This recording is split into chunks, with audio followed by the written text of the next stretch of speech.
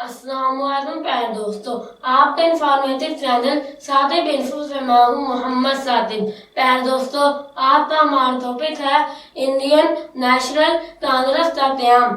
1885 میں ایک انگریز AOH نے انڈین نیشنل کانگریس کے نام سے سیاسی جماعت قائم کی تاکہ عوام کے جذبات حکومت تک پہنچ جائیں۔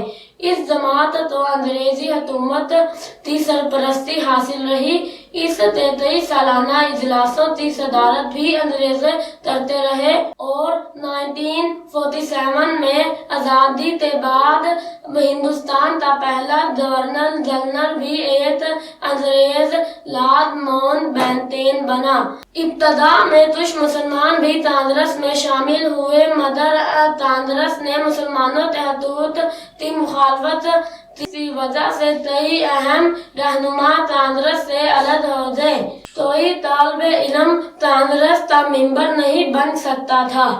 امید ہے آپ کو ہماری آج کی ویڈیو ضرور پسند آئی ہوگی۔ اپنی پسندیدگی کا اظہار ہماری ویڈیو کو لائک، شیئر اور سبسکرائب کرتے ضرور کیجیے گا تاکہ آپ کو ہماری ہر آنے والی نیو ویڈیو مل سکے۔ پھر ملیں گے کسی اور نیو ٹاپک کے ساتھ، تب تک کے لیے اللہ حافظ۔